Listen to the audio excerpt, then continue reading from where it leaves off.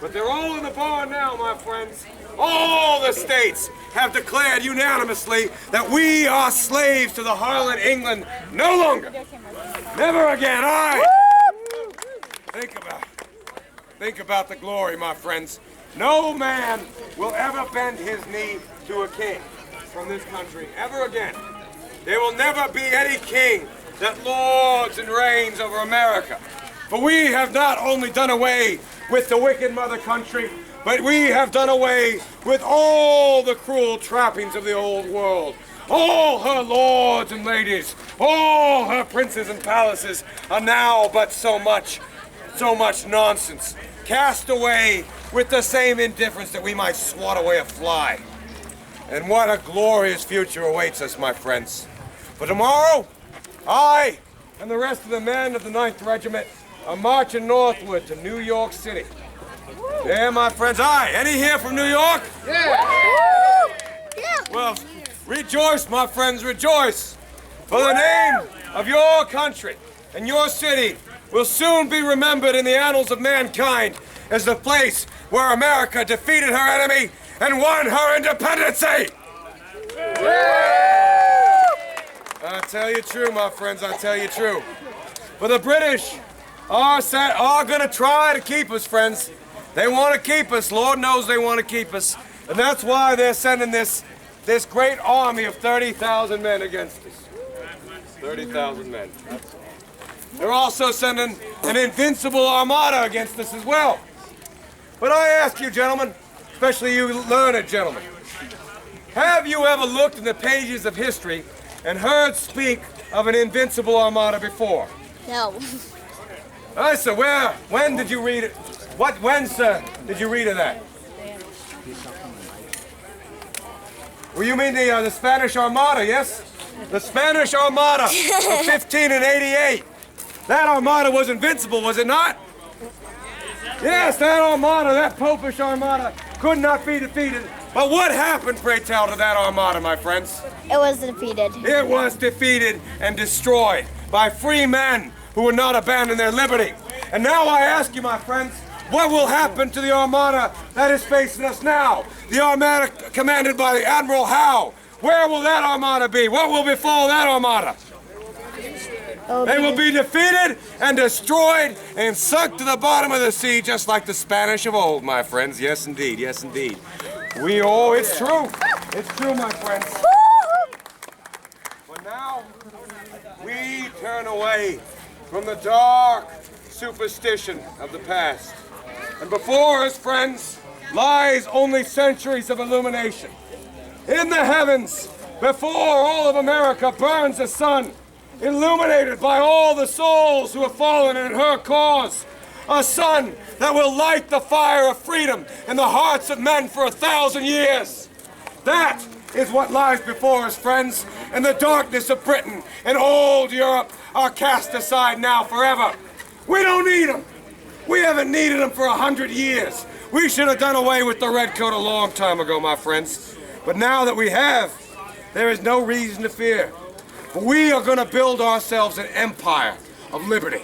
An empire that will spring up. Major, sir, these people have come here to hear wiser words than those that come from your mouth. James Monroe. Come, sir, come. Thank you, sir. Well, if they wish to hear wiser words than I might speak, sir, I pray that you speak to them. No, there's not. Share your sir. wisdom, Monroe. The words coming from Philadelphia. Is that not the reason you're Aye. here, friends? Ain't you here to hear that great Declaration of Independence? Perhaps Yes, you sir. should not wear out their ears before it gets here. Well, sir, just motivating the people, sir. There are a few who can put that man in his place, and I shall fail at it most times, but it will not keep me from trying. Look at this lad here. Lieutenant, friends, lieutenant. This here was nothing. You were a humble lad of the country last year. And now a lieutenant. Is this not an example of what America can do for a man and what a man can do for America, eh? Yeah. You are too kind, Major. Oh, no, sir, no, sir. You are too humble, sir. Is there some debt which is owed to you that I am unfamiliar with? Well, we were drinking rather heavy, sir, but you remember? Sir, you say we as if I were partaking with you in such great amounts. Perhaps you remember it inaccurately. Well, perhaps it was not you. I was a man. You certainly was a man. far as I can recall, I've only had a Can you reverend. recall, Major? Well, I remember I sit down to my bowl of rum, and I remember behaving myself like a fine gentleman, raising the bowl to my lips, right in the bowl. All by yourself. Oh, yes, of course.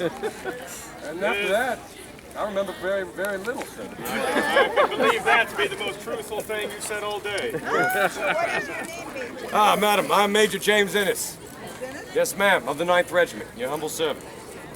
Yes, indeed, my boys are all leaving for New York, ma'am, as I said, tomorrow. It's going to take us about 10, 15 days to arrive. And my only concern, madam, is that when we arrive, the war will already be over. That General Washington will have already won. We shall miss out on an opportunity for glory. But the opportunity, friends, is not done for all you gentlemen.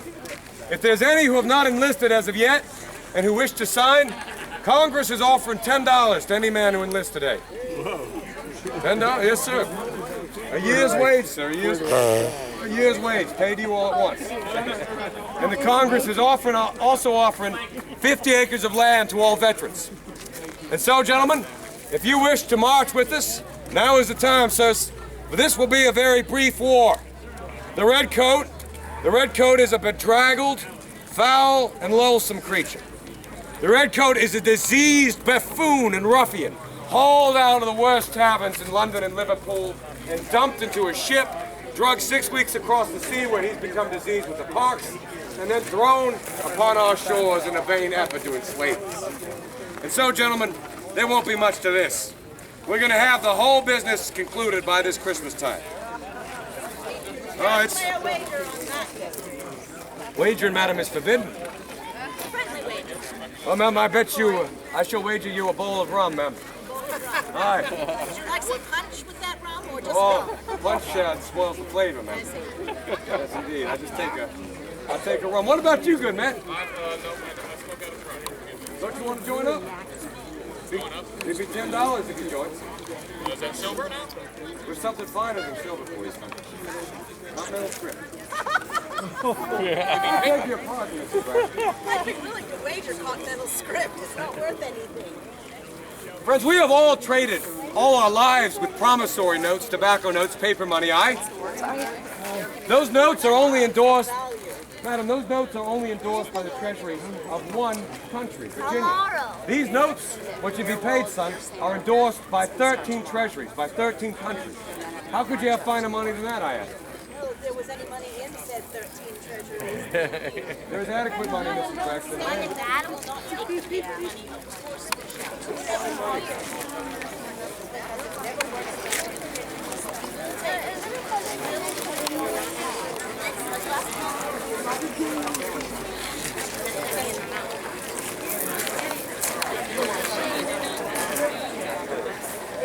What?